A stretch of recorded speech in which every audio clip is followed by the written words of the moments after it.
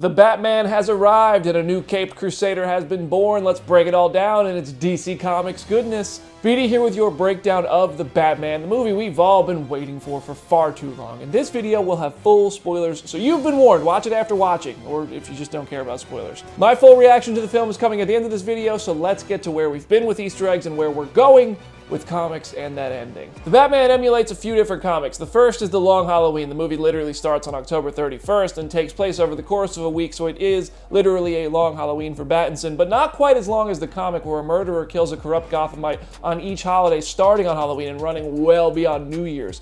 It also emulates the Zero Year, which sees the city flooded at the start, so there's definitely some inspiration there. Then there's Hush, kind of like a greatest hits of Batman stories and villains in one, but the story of a masked killer stringing Bruce along and the budding relationship with Selina Kyle Catwoman makes me see some parallels to that comic too. The word Hush is also literally written on a screen during the reveal of Edward Elliot being the reporter who Thomas Wayne tried to hush, and the villain of Hush is Tommy Elliot, Bruce's former best friend who teams up with Riddler. Selina Kyle is the daughter of Carmine Falcone in this canon, and that's a story pulled from the Catwoman When in Rome comics, though the movie declares their relation more definitively than that comic ever does. There are also shades of the Telltale games in this movie where Thomas Wayne has some shady dealings with Carmine Falcone and other Gotham slime, all the while keeping his shadiness from his son Bruce. Shout out to my friend Kirsten from Insider for pointing out that one to me. Paul Dano's Riddler has some names in common with comics. A couple of IDs at the end of the film say Edward Nashton, Riddler's name from the New Earth in DC Comics before he became Edward Nygma, and Patrick Parker, which is another alias he uses in comics. No relation to Peter,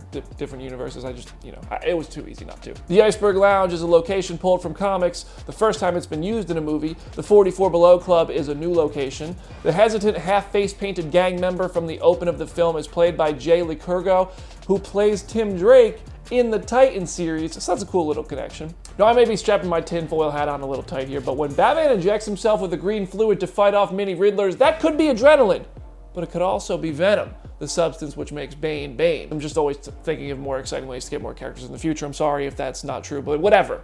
That guy at the end of the movie, well, that's the Joker, as you probably thought, and it's played by Barry Keoghan, the same guy who just recently debuted as Druig in Marvel's Eternals movie. Good year for him.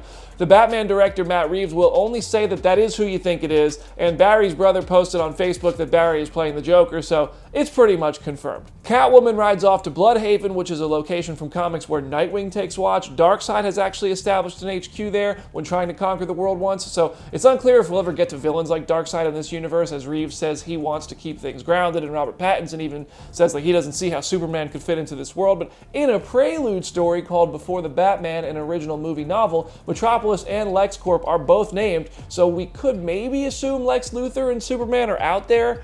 Time will tell. As for how much time until another sequel, well, it won't take as long to make The Batman 2 as it took to make The Batman. This one took 5 years. How long does it take to make a second movie that lives up to this quality again? I will go on record saying that it will be less than 5 years. It looks like we could be headed into a No Man's Land comic story being adapted to a film, because that starts after an earthquake and criminals just run more freely in Gotham and it divides the city.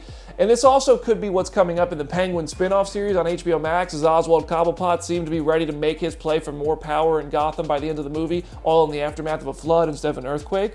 I do think Batman and Catwoman's relationship will continue to be a factor. In the comics, Batman wrestles with the idea of telling Selina who he really is during several of their interactions in the Hush comic, where they develop a romantic relationship. And if you listen to Pattinson talk about this character and look at the journey we just watched Batman go on, it seems like he's going to have to find his human side going forward, meaning that Bruce Wayne will start to have more of a presence, and the desire to tell Selina his identity could become more prominent as a result. Also, one more fun Easter egg: when Colin Farrell's Penguin gets left behind by Jim Gordon and Batman, he says, "Aren't you going to untie me?" And they don't, so he has to waddle away, just like Burgess Meredith's Penguin waddles in the 66 TV show. Reaction time. Overall, I think this is a great movie. I think it's one of the smartest and most comic-based Batman movies we're ever going to get, even if 3 hours did feel a bit long for me. I think Pattinson does a great job as Batman, bringing emotion through the mask and having a voice that doesn't overpower the scenes. I also think he's the third best performance in the film, despite how good he was. Zoe Kravitz's Catwoman was tremendous, showcasing just how little men know about women's experiences, like what will happen if they so much as look someone in the eyes for too long. And she had a badass, cunning, charming, witty, capable, version of Selena that she brought to life. My favorite performance of the film, though, is Colin Farrell as Penguin. He's a madman. The makeup job on him is unbelievable, and the fact that he is still able to show that chaotic energy throughout is brilliant.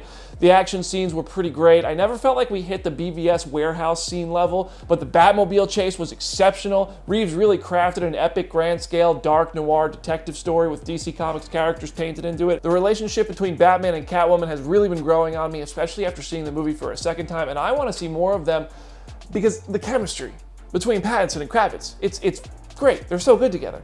And I hope to see Bruce's story become more relevant in the future installments because I like the idea of Batman trying to become a symbol of hope for citizens while also striking fear into the criminals. And finally, I have to give a shout out to Michael Giacchino for the brilliant musical score that he put onto this. When you leave the theater, you're just like bum, bum, bum, the whole time.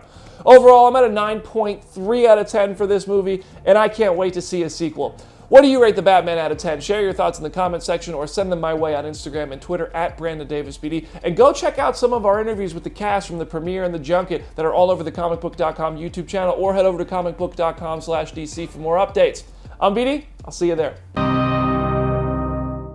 Bum, bum, bum, bum, bum, bum, bum,